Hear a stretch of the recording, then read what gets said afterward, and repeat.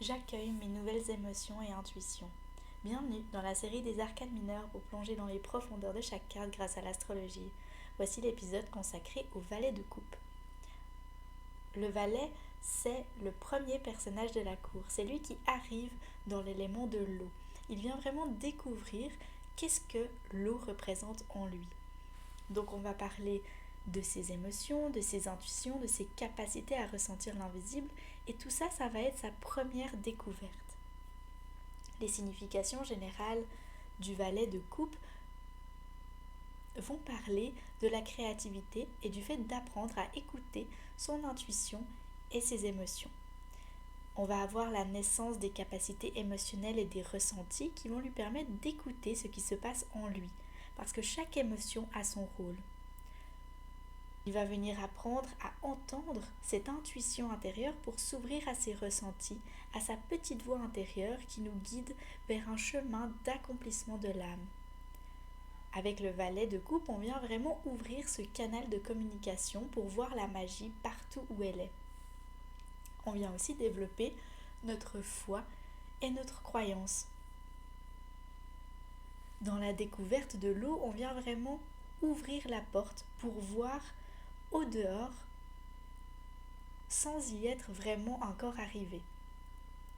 Il n'a pas commencé vraiment à voler en pleine liberté, mais il voit le potentiel qu'il y a derrière cette capacité.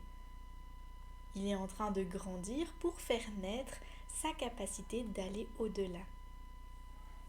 En astrologie, on va venir travailler avec le Cancer pour s'ouvrir à sa sensibilité, découvrir ce qu'il se passe derrière les murs de protection, pour décider de les faire tomber.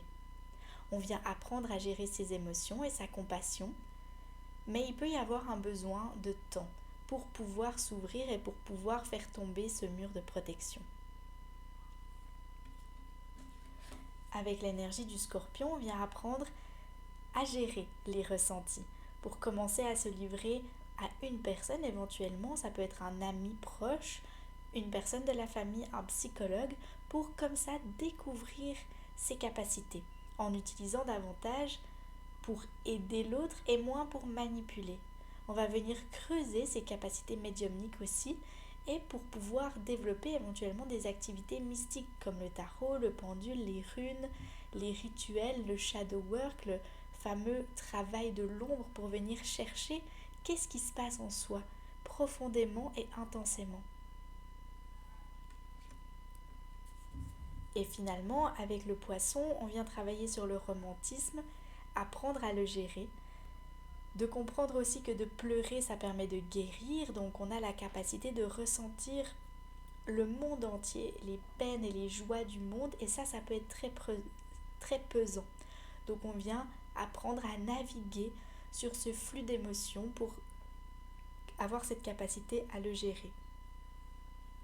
On vient aussi, avec l'énergie des Poissons, s'ouvrir au message de l'invisible.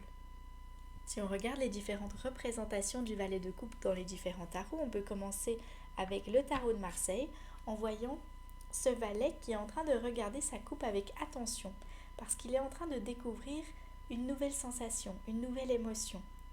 Il a mis une couronne de fleurs pour se donner plus de chances d'attirer l'attention d'une personne qu'il aimerait draguer, qu'il aimerait impressionner. Il est tourné vers le passé parce qu'il peut avoir la tendance à se morfondre dans de la nostalgie. Si on regarde maintenant le tarot Morgan Greer, on voit que le personnage est habillé de manière à attirer l'attention et faire bonne figure.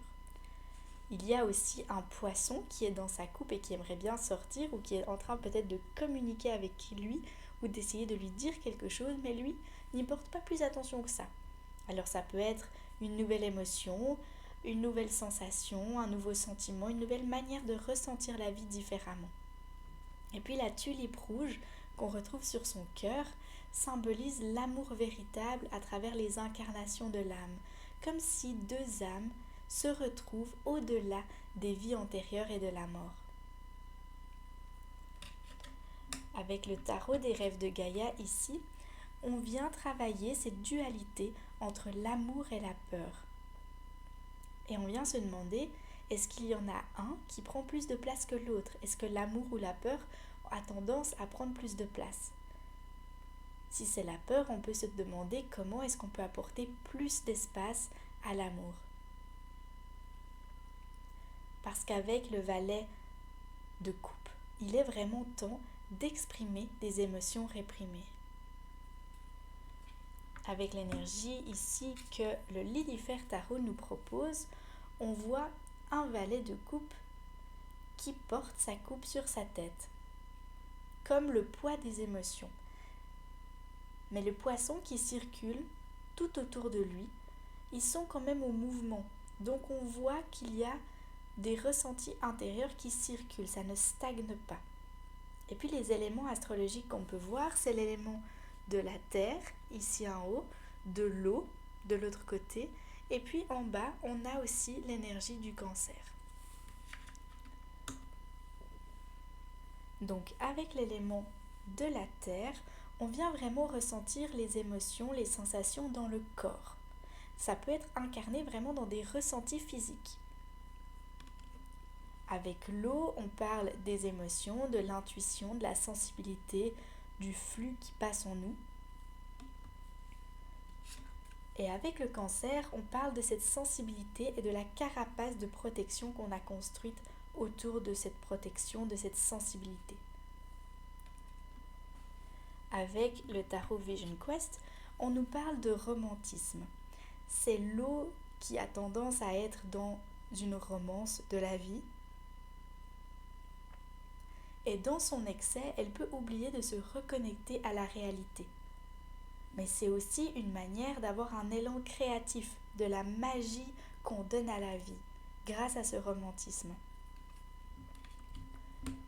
Avec le Shadowscape ici, on voit qu'il y a une sirène qui tient une énorme coupe dans ses mains et qui semble propager une douce odeur, une douce magie, comme si quelque chose mijotait et se prépare doucement pour donner vie à quelque chose de plus grand.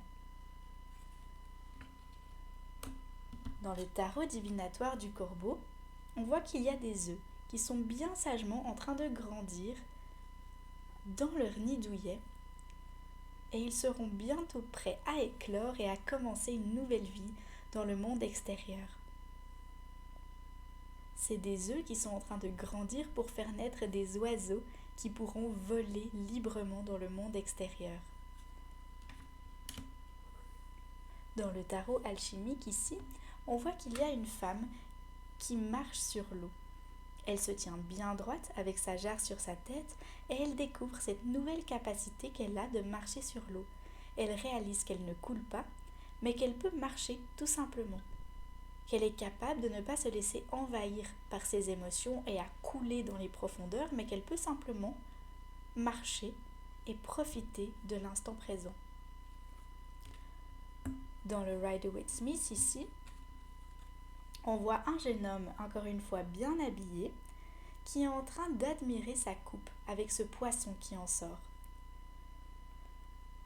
Alors on dirait que le poisson lui parle comme s'il arrive à ouvrir une communication avec ce poisson. On voit que là, son intérêt se porte vraiment sur cette communication nouvelle et intuitive.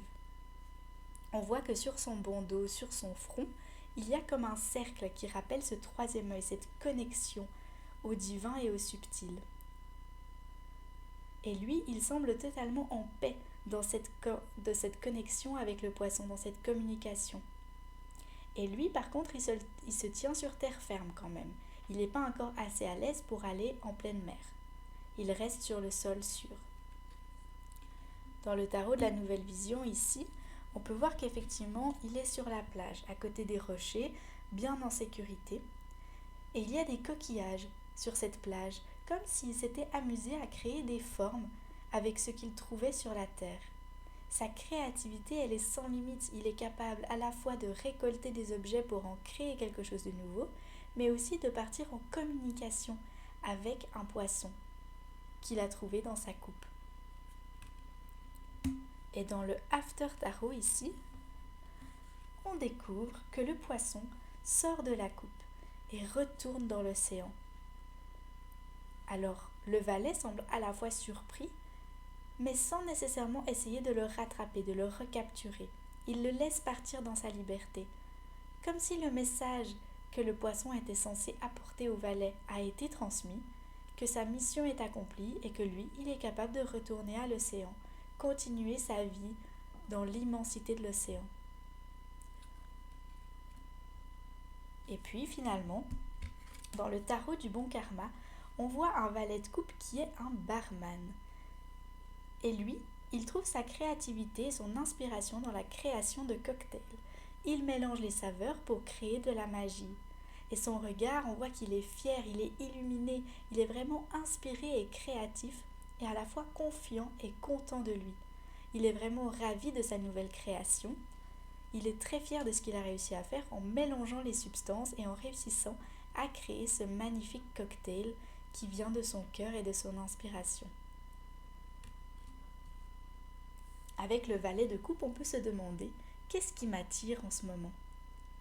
Merci d'avoir regardé cette vidéo. N'hésitez pas à aller voir la description pour avoir les références des tarots utilisés ainsi que ma bibliographie. À bientôt!